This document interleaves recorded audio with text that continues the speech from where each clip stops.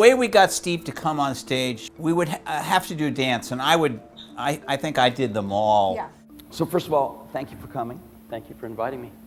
You're not a habitué of these conferences, and so we really appreciate you being here. I would call him because he would take my calls. He would take the call and he would say, I don't do conferences. That would be his first thing. He would, Yeah. Even the fourth time he would say that. Yeah.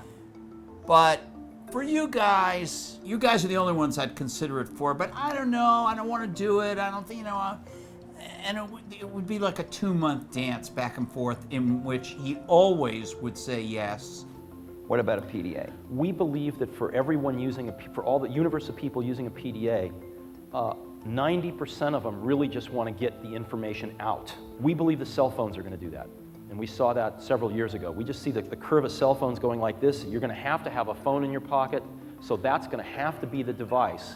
I think he did understand his role in the industry as the leader, as the visionary, as the person people looked up to. And I think he liked to put forth every year whatever he was thinking, and he enjoyed the place to do that where it wasn't fully controlled by Apple in a sort of a PR event. And the other part is he liked Walt. Walt and he had a very special relationship. And now they can just literally pop this in their bag. I've got one right here in my pocket. It's not that I'm just happy to see you.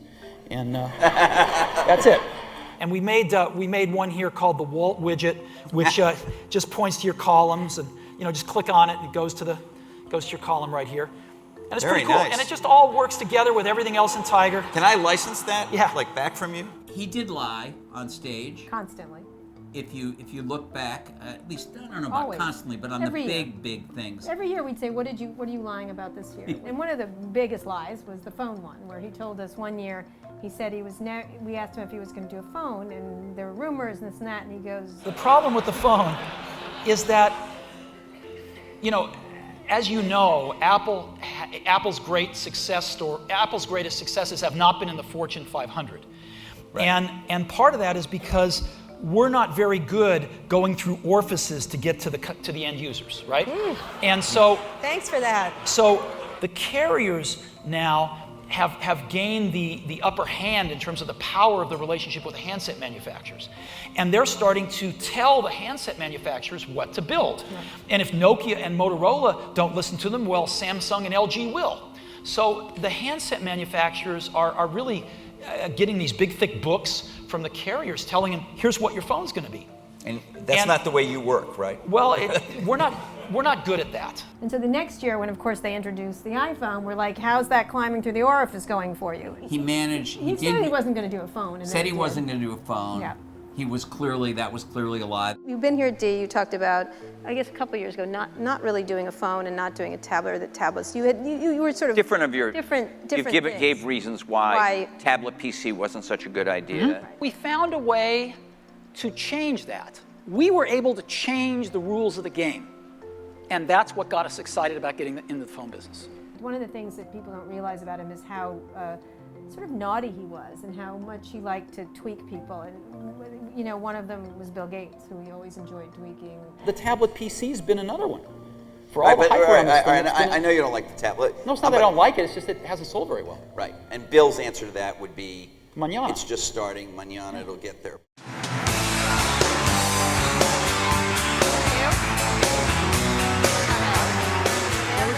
Why don't you sit here? Bill can sit here. In those days, Karen and I just did all the decisions about speakers just together, and we had for a couple of years thought about doing this, but we just assumed they would never do this together because they didn't like each other in a lot of ways, in pretty harsh ways if you talk to them privately. I took it on, and I started with Jobs, because Gates appeared at a lot of different conferences and Jobs only appeared at ours, and I figured he would say no.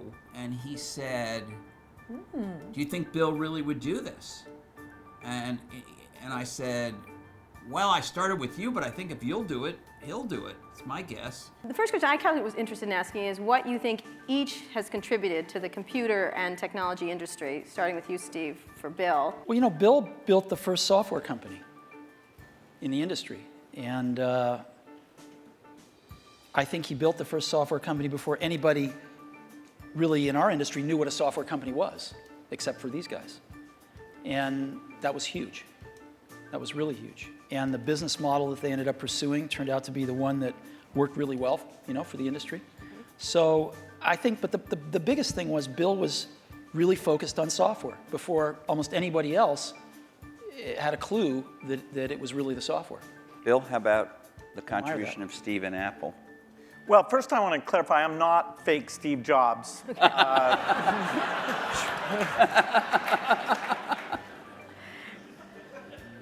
What Steve's done is quite phenomenal. Steve gave a speech once, which is one of my favorites, where he talked about, in a certain sense, we build the products that we want to use ourselves.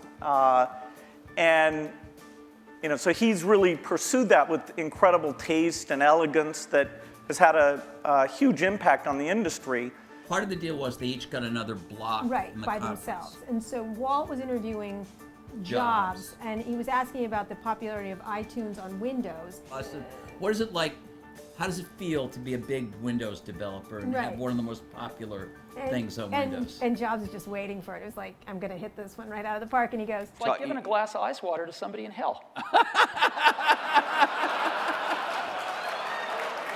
okay, Microsoft is hell, right? Like, it was like so bad. And so we get to the room, and Gates is already not the most... green room. The green room. And Gates is literally not the most communicative person in the world. You already have time, like, he just is not that communicative. And he comes in and he's silent. He's like really like not communicating. He's mad, sullen. He's like looking down. Monosyllabic. And we're like, oh, this is like the greatest historic interview of all time, and they're not going to talk to each other. We say something that causes all of a sudden Gates looks up, like some question, I don't remember what it was, and he goes, well, as the representative from hell, I can tell you, and everyone's like silent, and for some reason, Jobs in his hand had a bottle of water with condensation all over it. Yeah, he had just taken it out of the ice. He did, and so it was perfect. He goes, here, let me help you. And he hands him the water, and for some reason, it broke the ice. It was Gates he laughed, and it was okay. They both laughed. But what's the greatest misunderstanding between your relationship and about each other?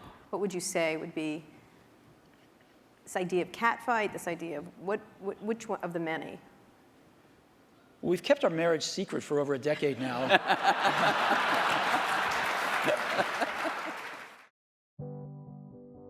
Our favorite one, I think, was the last one, to me, the last one, because it was so, everyone kind of knew, like, perhaps it would be his last one. And yet, again, like Walt said, he had so much energy.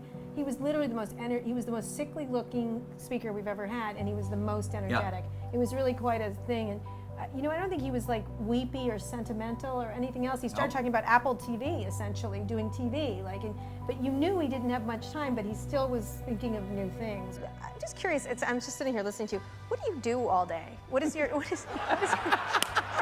was sitting here, I was like, I wonder what he does. Most people think not enough. No, I think you probably do more than most people.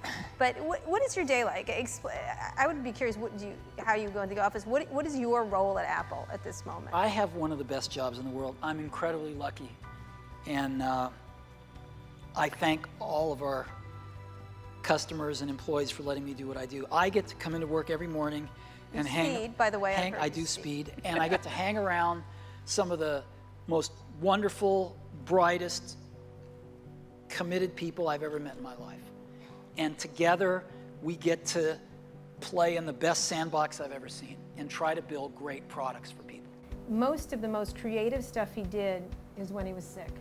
Like, if you think about it, all the great products came out during his 2 illnesses, essentially. A fun guy to interview. Probably the best interviews, don't you think? Yeah.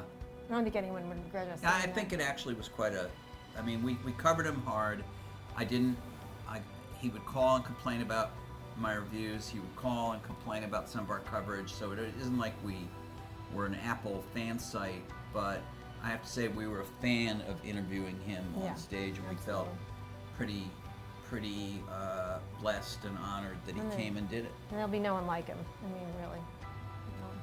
A few years ago, you gave a commemoration speech at Stanford to the graduating class.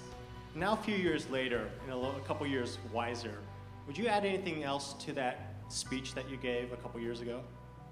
Good question. Oh, I have no idea. I have no idea. Probably I would just turn up the volume on it, because the last few years have reminded me that life is fragile.